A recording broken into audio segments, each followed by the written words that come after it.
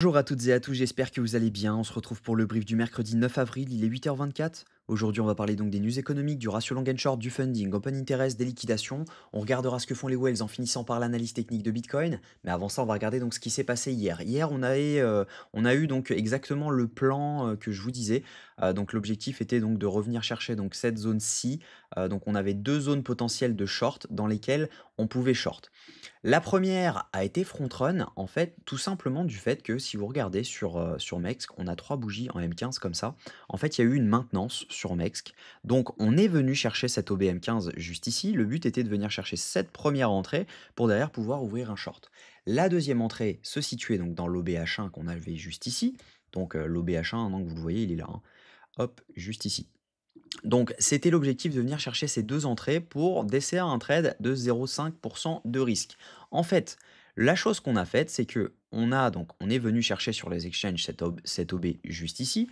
Quand on est venu le chercher et qu'on a dump, je me suis dit, ok, bon, là, on a un equal low à venir chercher. On a de fortes chances de ne pas revenir dans cet OB juste ici. On avait une accumulation d'ordre à la vente pour protéger le prix juste ici que je me suis dit, si jamais on y retourne, logiquement, on devrait être soit rejeté, soit tout simplement, si jamais on y retourne, c'est pour aller beaucoup, beaucoup plus haut parce qu'on avait quand même pas mal de news hier dans la journée, etc.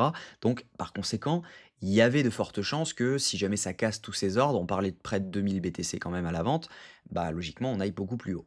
En revanche, ce qu'on a fait, c'est que bah, on est revenu chercher l'OB H1 dans cette zone, mais moi j'ai retiré mon ordre parce que en voyant tous ces ordres et en voyant donc qu'on avait déjà pris cette zone-ci, mais nous on n'était pas fil, bah voilà, j'ai retiré mon ordre. En revanche, le plan était parfait. Donc pour ceux qui ont suivi la vidéo hier, bah logiquement vous avez pu ouvrir ce short sur cette zone-ci parce que voilà, le plan était donné, le plan était parfait et le plan était de venir chercher donc l'équal low qu'on avait en dessous. Mais voilà, on était au maximum de ce trade sur un RR de 7 quand même, donc plutôt intéressant. C'est bien dommage que j'ai retiré l'ordre. Je pense que je ne le ferai plus tant qu'au moins on n'a pas validé le premier TP, sachant que le premier TP il était à 77 300, donc c'était assez évident de venir le chercher. Donc voilà, la stratégie maintenant, c'est que je ne retire plus mes ordres tant qu'on n'a pas été au TP ou au SL.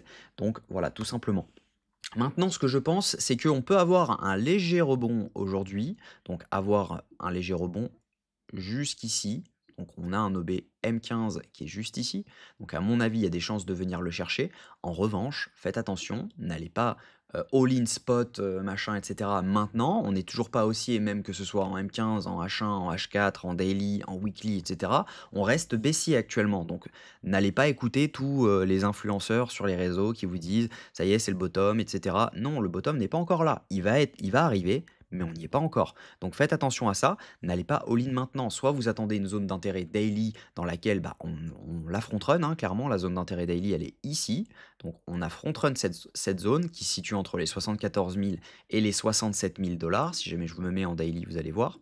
Hop, on a donc cette zone-ci vraiment d'intérêt sur laquelle on a donc un OBH1, un OB daily, un FVGH4 et le retest de l'ancienne ATH, qui est cette ligne jaune, juste ici. Donc, tant qu'on n'est pas dans cette zone, ça sert à rien d'aller DCA, all-in, etc. Actuellement, moi, mon plan, c'est soit on va dans cette zone et je mets un parpaing dessus, soit on passe aussi en daily et je mets un parpaing dessus sur le retest. Actuellement, on n'a aucun des deux. Donc, ça ne sert à rien d'aller accumuler du Bitcoin maintenant. On attend tout simplement une zone propice à l'investissement et actuellement, on n'y est pas. Si jamais on se met en H4, on voit qu'on a laissé un equal low juste ici. Donc on voit qu'on a laissé cet equal low en prenant donc les 74 000 dollars. On voit que bah voilà ici, cette zone-ci n'a pas été prise et on a un OB juste en dessous qui se situe juste ici, donc dans l'OB H4. On a front run cette zone. Donc je pense que c'est une question de temps avant avant de revenir chercher cette zone. On a également ce breaker block juste ici qui n'a pas fait le taf, hein. On voit qu'on a été rejeté mais vraiment sans plus et derrière on repart. Donc c'est devenu un breaker block. Ça donne également la zone de cette order block M15, donc qui est plutôt intéressant. Donc on a donc cet order block M15 à venir chercher potentiellement. On a donc potentiellement un short à ouvrir dans cette zone. Je pense que si jamais je mets un ordre, je ne l'enlèverai pas. en tout cas. Mais il faut voir si jamais on va mettre un ordre en fonction des datas. Parce que maintenant, il faut quand même relativiser et voir si jamais on n'a pas des grosses, grosses liquidations à venir chercher à la hausse et potentiellement on pose notre bottom comme ça parce que tout le monde est en train, de short le marché et donc on va voir ça ensemble. Au niveau news économique, faites attention aujourd'hui, on va avoir la minute de la Fed, le compte rendu de la réunion FOMC à 20 h, donc on va avoir du mouvement. Au niveau crypto bubble, bon, bah, ça c'est le rouge intégral, on a ETH qui prend, -7 sur la journée. Clairement, voilà, c'était pas le moment d'acheter de l'ETH. Sur la semaine, on est encore pire, hein, on est sur -21 sur ETH, on est sur -24 sur le thon, par exemple. Donc, clairement, voilà, on est dans le rouge total, c'est normal, c'était prévu.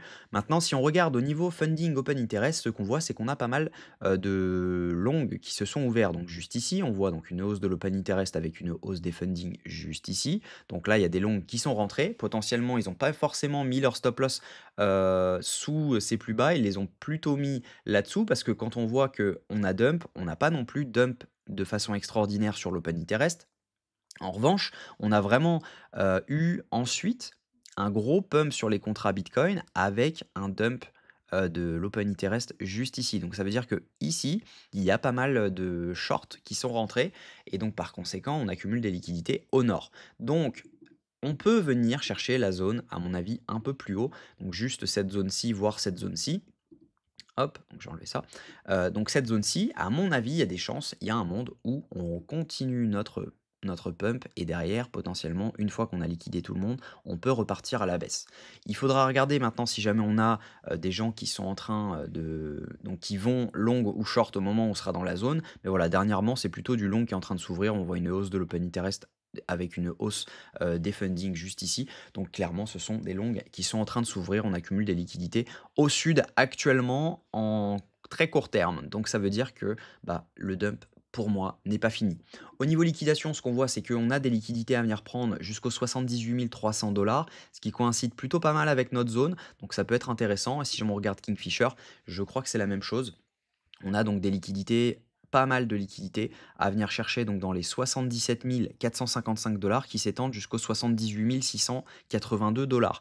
Si on regarde sur le haul, donc toutes les time frames réunis, on voit qu'on a un cluster à venir prendre aux 82 000 dollars, mais sinon voilà, on a vraiment des grosses liquidations à prendre en dessous. On a d'ailleurs un gros pic qui s'est rajouté à 113 000 dollars. Je doute que celui-ci, on vienne le chercher tout de suite, clairement. C'est pas pour tout de suite, mais voilà, il faut savoir qu'on a un cluster de liquidités à venir prendre au 113 000 dollars. Si jamais on regarde ce que font les Wells actuellement ne font rien du tout, ce qui est plutôt encourageant parce qu'il faudra voir si jamais on arrive dans cette zone, donc si jamais on dump comme ceci, est-ce que c'est elles qui ont vendu ou est-ce que elles rachèteront cette zone-ci pour pouvoir potentiellement poser notre bottom dans cette zone. On voit que les micro-wells sont actuellement en train de vendre ce mouvement, donc clairement c'est elles qui propagent ce mouvement baissier. Donc au niveau technique, ce que je pense, c'est que il y a beaucoup quand même de biais qui nous amène vers les 78 300 dollars. On voit qu'il y a des liquidations, on voit qu'il y a pas mal de shorts qui se sont ouverts donc dans cette zone et leurs liquidations ou leurs stop loss peuvent se trouver ici. Donc clairement, ça peut être intéressant d'ouvrir du short dans cette zone. Le RR, je vous l'accorde, n'est pas très très bon. Donc ça veut dire que soit on a un scalp à tenter avec donc un stop loss vraiment comme ceci, mais en faisant attention parce que ce soir il y a une news et donc le mouvement peut être dangereux. Donc moi, ce que je ferais plutôt, c'est de mettre mon stop loss au-dessus de cette zone parce que pour rappel, on a quand même laissé un equal high juste ici. Hop, on a laissé un equal high juste là. Donc clairement, voilà, ça peut être dangereux. Donc il faudrait mettre son stop loss au-dessus de cette zone. Donc le RR n'est pas vraiment super intéressant. Ce que je préconise, c'est de voir ce qui se passe en M1, etc. là-dedans. Parce que voilà, même si jamais on venait chercher les 69 000 dollars, on est sur un RR de 3,5. Clairement, ça va être dur de venir chercher les 69 000 dollars. Donc voilà, c'est pas forcément une zone dans laquelle je shorterai. En revanche, voilà, à mon avis, le plan, ça va être ça. Donc ce que je vais faire moi plutôt, c'est attendre cette zone de longue dans laquelle je longuerai sûrement one shot si on vient aux 69 500 dollars. J'attendrai un setup au moins en M15 si jamais on vient chercher donc cette zone-ci et qu'on frontrun la zone des 69 500 dollars. Voilà, pour l'instant, je ne vais pas prendre ce short parce que clairement, voilà, le RR est pas vraiment intéressant pour venir chercher la zone. On n'est pas sûr de venir chercher la zone des 69 000 dollars. Le rebond peut arriver aux 73 000 et dans ce cas, on n'a pas un RR vraiment satisfaisant. Donc voilà, je ne conseille pas de short dans cette zone.